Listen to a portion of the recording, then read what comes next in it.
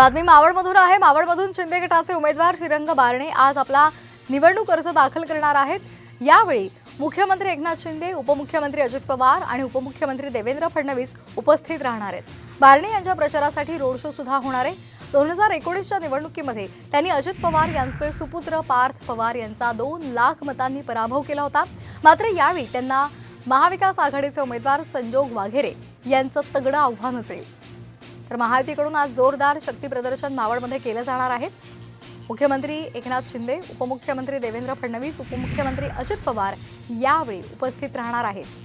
श्रीरंग बारणे आज आपला उमेदवारी अर्ज दाखल करणार आहेत आणि त्या पार्श्वभूमीवर आज महायुतीकडून जोरदार शक्ती प्रदर्शन केले जाणार आहे।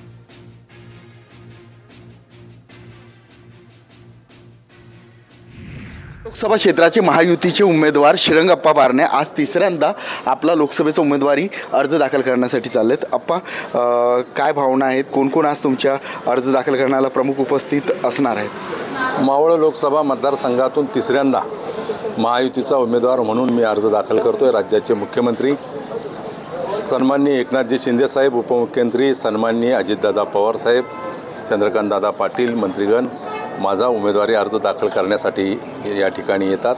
कार्यकर्त्यांच्या मोठ्या संख्येनं भारतीय जनता पक्ष, शिवसेना, राष्ट्रवादी काँग्रेस पक्ष, RPI या कार्यकर्त्यांच्या बरोबर मी उमेदवारी अर्ज दाखल करायला जातोय। मी तिसऱ्यांदा अर्ज दाखल करत असताना मला स्वतःला आत्मविश्वासाने की या मतदारसंघातला मतदार जनता माझ्याबरोबर राहील।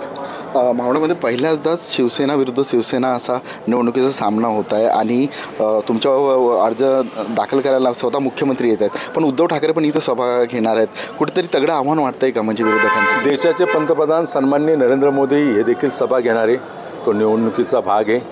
येणाऱ्या कालावधीमध्ये अनेक नेत्यांच्या सभा या ठिकाणी होतात। विकासात्मक मुद्दे पुढे घेऊन आम्ही जातोय, नकारात्मक कुठल्या गोष्टीला आम्ही तारा देत नाही। तिसऱ्यांदा हॅट्रिक होईल का? मतदार आपल्या पाठीशी उभे राहतील? मी तुम्हाला 100% सांगतो, तिसऱ्यांदा मावळ लोकसभा मतदारसंघातून माझी हॅट्रिक होईल। मागचं माझं जे रेकॉर्ड आहे तेच रेकॉर्ड मी तोडणार आहे हे तुम्हाला मी आवर्जून सांगतो। पाहू शकतो।